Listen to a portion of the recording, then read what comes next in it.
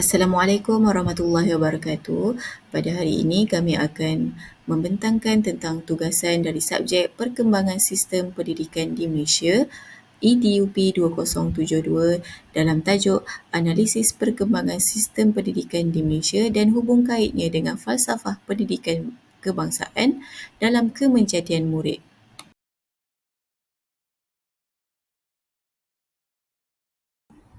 Sebelum kami masuk ke dalam topik sistem perkembangan di Malaysia, saya akan menerangkan tentang apa itu falsafah pendidikan kebangsaan, yang dulu merupakan nama lainnya adalah falsafah pendidikan negara. Falsafah pendidikan kebangsaan merupakan dasar pendidikan yang telah dilaksanakan di Malaysia.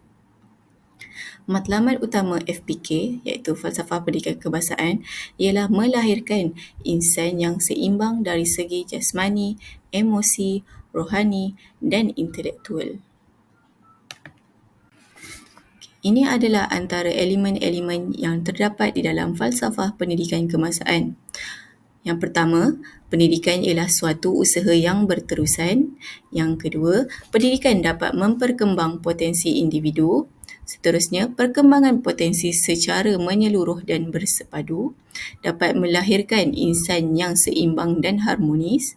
Kepercayaan dan kepatuhan kepada Tuhan dapat menjadikan rakyat Malaysia yang berilmu pengetahuan, dapat membentuk rakyat Malaysia yang berketerampilan, rakyat Malaysia yang berakhlak mulia, rakyat Malaysia yang bertanggungjawab, rakyat Malaysia yang berkeupayaan menikmati kesejahteraan, dan yang terakhir dapat melahirkan rakyat Malaysia yang memberi sumbangan. Saya akan paskan kepada sahabat saya Wan Afdil Akram untuk menerangkan tentang sistem perkembangan di Malaysia sebelum dan selepas merdeka. Sistem pendidikan melalui sistem persekolahan merupakan elemen penting dalam membangunkan sesebuah negara dalam bidang ekonomi, politik dan sosial. Sistem pendidikan bukan sahaja berperanan untuk memberikan pendidikan kepada masyarakat semata-mata, bahkan menjadi wadah perjuangan untuk menyampaikan nilai-nilai murni dalam mencapai perpaduan kaum, khususnya di negara kita Malaysia. Sebagai sebuah negara yang terdiri daripada pelbagai kaum dan agama, pelaksanaan sistem pendidikan haruslah bersesuaian mengikut keperluan semasa masyarakat Malaysia. Sistem pendidikan yang terbaik adalah sistem persekolahan yang meliputi seluruh kehidupan masyarakat Malaysia, di mana tidak terhenti apabila seseorang individu itu menamat pengajian di institusi-institusi pengajian tinggi. Pendidikan di Malaysia adalah sepanjang hayat dan perlu untuk meneruskan sumbangan dalam memartabatkan bangsa. Sistem pendidikan Malaysia terbahagi kepada dua, iaitu sebelum merdeka dan selepas merdeka. Sebelum merdeka, adanya dua cabang, iaitu sebelum kedatangan British dan yang kedua iaitu semasa penjajahan British. Manakala bagi selepas merdeka, iaitu Laporan Razak 1956, Laporan Rahman Talib 1960, Ordinan Pelajaran 1967, Laporan Jawatan Kuasa Kabinet 1979 dan Pelan Induk Perkembangan Pendidikan PIPP. Di dalam pendidikan sebelum merdeka terdapat beberapa perkara yang telah ditekankan, iaitu jenis sistem pendidikan, tujuan sistem pendidikan dan bahasa pengantar. Selanjutnya, perkara-perkara yang ditekankan di dalam sistem pendidikan sebelum merdeka juga adalah terkait dengan tenaga pengajar dan juga kurikulum. Hubung kait pendidikan pondok dengan falsafah pendidikan kebangsaan. Yang pertama, mempunyai matlamat untuk melahirkan insan yang berkebolehan dalam aspek teknik dan praktikal. Yang kedua, pendidikan berteraskan agama Islam bagi melahirkan masyarakat yang dapat mengaplikasikan agama dalam kehidupan seharian. Yang ketiga, mementingkan pembangunan rohani seperti dalam FPK, iaitu mewujudkan insan yang seimbang dari segi berdasarkan kepercayaan kepada Tuhan. Dan yang keempat, mementingkan ilmu Islam agar dapat melahirkan insan yang berakhlak mulia, bertanggungjawab dan berkeupayaan mencapai kesejahteraan diri.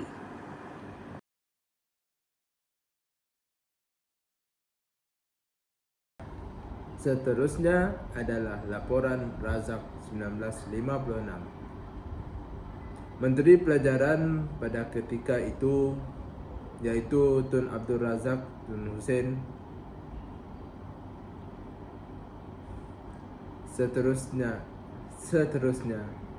adalah laporan Razak 1956. Menteri Pelajaran pada ketika itu iaitu Yang Berhormat Tun Abdul Razak Tun Hussein telah menyatakan laporan Razak 1956 pada April 1956 yang bertujuan mewujudkan sistem pelajaran yang sama bagi semua kaum. Laporan ini diketuai oleh Allahyarham Tun Abdul Razak yang boleh dianggap sebagai batu asas bagi memperkembangkan sistem pendidikan kebangsaan. Ia menyatakan tujuan dasar seperti berikut. Tujuan dasar pelajaran di dalam negeri ini ialah bermaksud hendak menyatukan budak-budak daripada semua bangsa di dalam negeri ini dengan memakai satu peraturan pelajaran yang meliputi semua bangsa dengan menggunakan bahasa kebangsaan sebagai bahasa pengantar yang besar. Walaupun perkara ini tiada dapat dilaksanakan dengan serta-merta, melainkan hendaklah diperbuat dengan beransur-ansur. Itu ialah pernyataan Razak Perenggan 12 tahun 1956.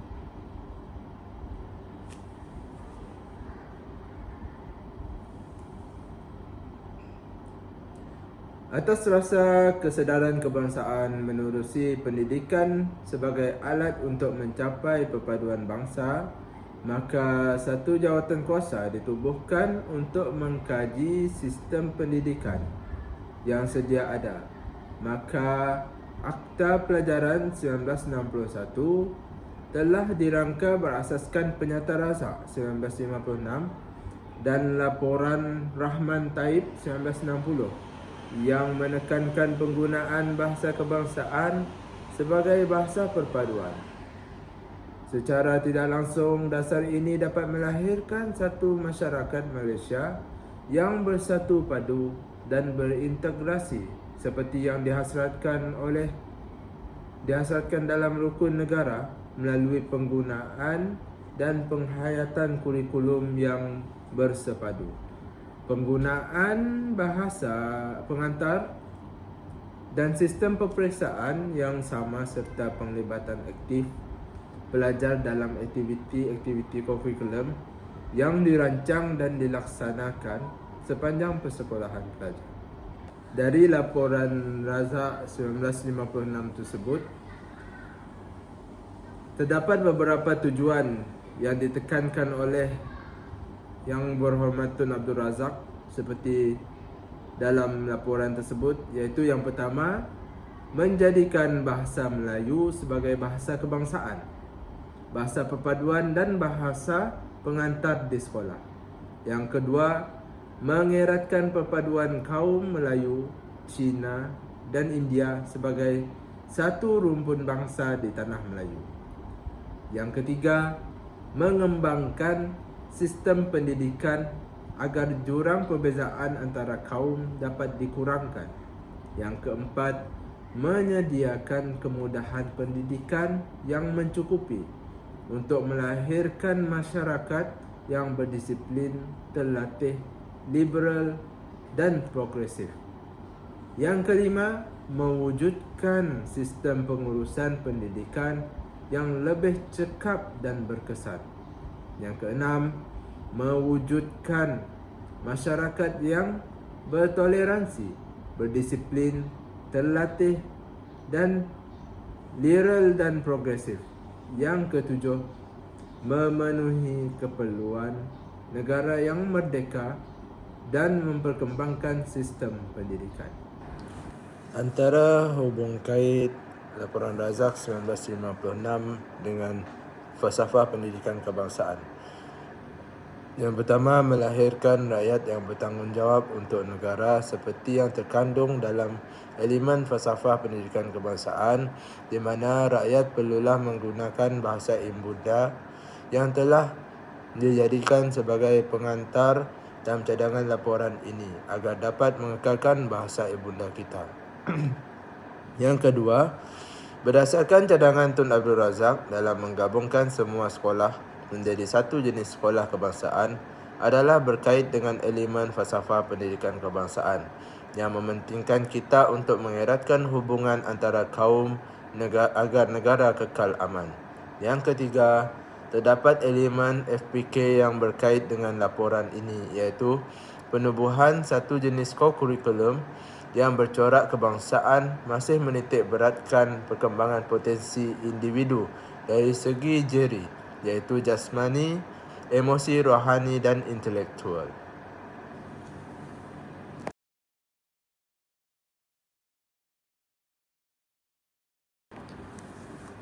Bagi laporan Rahman Talib, pada tahun 1960, Akta Pelajaran 1961 di antara beberapa perubahan dan pindaan yang dibuat dari laporan Razak yang dikenali dengan laporan Rahman Talib. Yang pertama, pelajaran di sekolah rendah adalah percuma. Yang kedua, sekolah rendah menjadi sekolah kebangsaan dan jenis kebangsaan. Yang ketiga, sekolah pelajaran lanjutan merupakan persekolahan hingga umur 15 tahun. Murid naik darjah secara automatik. Pelajaran agama Islam bagi murid-murid hendaklah sekurang-kurangnya 15 orang. Dan yang terakhir, pendidikan akhlak dititik beratkan. Selepas itu, sistem pendidikan aneka jurusan ditubuhkan pada 1965 bagi sekolah menengah rendah menggantikan sistem pelajaran lanjutan yang dihapuskan. Mata pelajaran aneka jurusan di sekolah menengah pada waktu itu ialah seni perusahaan, sains rumah tangga, sains pertanian dan perdagangan.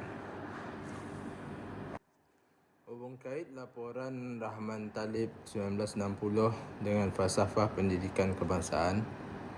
Yang pertama, potensi dan kebolehan individu dikembangkan. Hal ini dapat dilihat dalam pernyataan Rahman Talib 1960 yang bercadang untuk memajukan pendidikan teknik dan vokasional.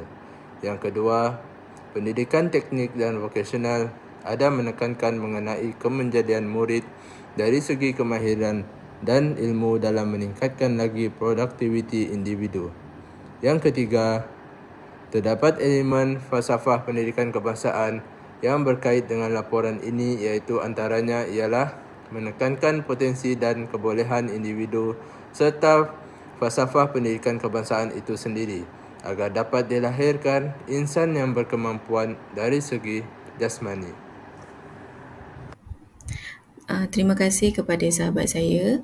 Saya akan meneruskan untuk menerangkan tentang Ordinan Pelajaran 1967. Ordinan Pelajaran 1967 ataupun dikenali sebagai Akta Bahasa Kebangsaan 1963-1967. Antara yang terdapat dalam Ordinan Pelajaran 1967 adalah menetapkan bahasa Melayu sebagai bahasa rasmi tunggal, yang di-Pertuan Agong boleh membenarkan agar meneruskan penggunaan bahasa Inggeris sebagai tujuan rasmi apabila dianggap perlu. Semua mata pelajaran tahun 1 di SRJK diajar menggunakan bahasa Malaysia sebagai bahasa pengantar kecuali bahasa Inggeris dan bahasa ibunda. Mulai tahun 1975, semua SRJK ditukar kepada SRK. Mulai tahun 1982, semua SMJK ditukar kepada SMK. Hubung kait Ordinan Pelajaran 1967 dengan falsafah pendidikan kebangsaan dalam kemenjadian murid adalah dapat melahirkan pelajar yang bertanggungjawab. Bertanggungjawab apa? Dalam memelihara bahasa kebangsaan kita.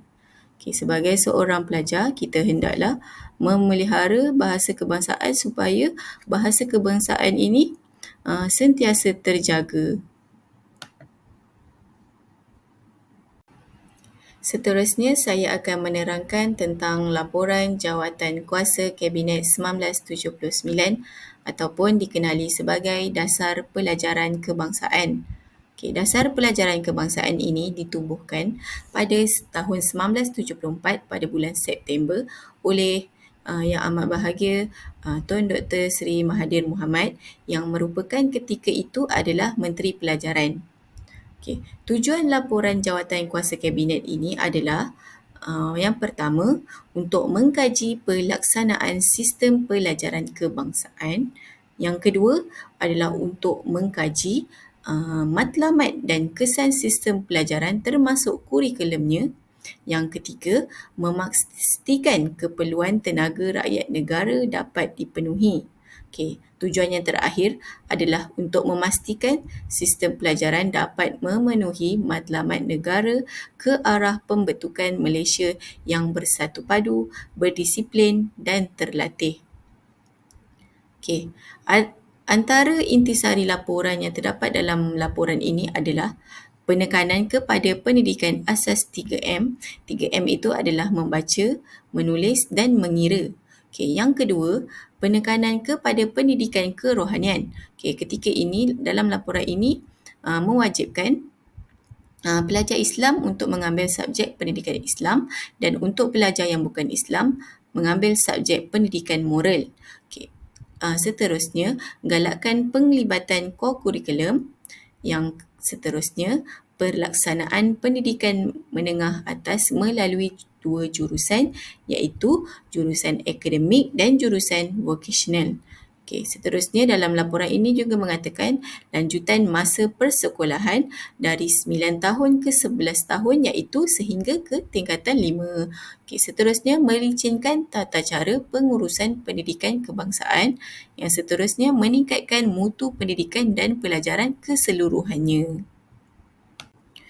Hubung kait laporan Kabinet 1979 dengan falsafah pendidikan kebangsaan dalam kemenjadian murid. Saya akan kaitkan dengan FPK yang pertama adalah insan seimbang dan harmonis. Dalam laporan ini memberi penekanan kepada pendidikan kerohanian iaitu pelajar Islam diwajibkan mengambil subjek pendidikan Islam dan pelajar bukan Islam perlu mengambil subjek pendidikan moral. Jika seseorang pelajar itu faham tentang agama dan mengetahui tentang agama dan juga mengetahui nilai-nilai yang baik, pelajar itu kita akan dapat melahirkan pelajar yang seimbang daripada segi jasmani dan rohani. Yang seterusnya, FPK yang seterusnya adalah melahirkan rakyat yang berakhlak mulia, bertanggungjawab dan berketerampilan. Dalam tujuan laporan kabinet ini diadakan adalah untuk memastikan sistem pelajaran dapat memenuhi matlamat negara ke arah pembentukan masyarakat yang bersatu padu, berdisiplin dan terlatih. Seterusnya, memperkembangkan potensi individu dan pendidikan adalah usaha yang berterusan. Dalam laporan ini, bidang teknik dan vocational diperkenalkan, pendidikan lanjutan menengah atas selama 2 tahun. Dalam ini, pelajar dapat meneruskan bidang yang mereka ceburi selepas tingkatan 5 supaya mereka dapat meneruskan dalam bidang yang mereka suka. Seterusnya, saya akan menerangkan tentang Pelan Induk Pembangunan Pendidikan PIPP 2006 hingga 2020. Pelan ini dilancarkan oleh Datuk Seri Abdullah Ahmad Badawi pada 16 Januari 2007 di Pusat Konvensyen Putrajaya. Matlamat pelan ini adalah untuk menghasilkan pendidikan berkualiti untuk semua. Pendekatan yang digunakan yang pertama adalah menyelesaikan tugas yang belum selesai dan kesamarataan peluang pendidikan. Yang kedua, menggunakan pendekatan kecemerlangan institusi pendidikan. Dalam pelan induk PIPP, terdapat 6 teras iaitu yang pertama, membina negara bangsa, membangunkan modal insan, memperkasakan sekolah kebangsaan, merapatkan jurang pendidikan, seterusnya memartabatkan profesyen perguruan, yang terakhir adalah untuk melonjakkan kecemerlangan institusi pendidikan. Hubung kait PIPP dengan falsafah pendidikan kebangsaan dalam kemenjadian murid. Okey, yang pertama, FPK yang saya kaitkan adalah memperkembangkan potensi diri, iaitu dalam terasnya terdapat membentuk ciri kepribadian yang membolehkan pelajar berjaya dalam kehidupan dan memajukan negara di mata dunia. Seterusnya, teras yang terdapat dalam PIPP, kemahiran berkomunikasi berkesan. Yang seterusnya, kebolehan menggunakan ICT. Fikir kedua yang saya kaitkan adalah rakyat Malaysia yang bertanggungjawab. Dalam teras ini terdapat pelajar boleh menjadi pemimpin dalam keluarga dan masyarakat. FPK yang terakhir yang dapat saya kaitkan adalah pendidikan adalah usaha yang berterusan. Dalam teras ini terdapat melengkapkan diri pelajar dengan pendidikan sepanjang hayat dalam pembangunan modal insan. Seterusnya, saya akan menerangkan tentang Pelan Induk Pembangunan Pendidikan Malaysia.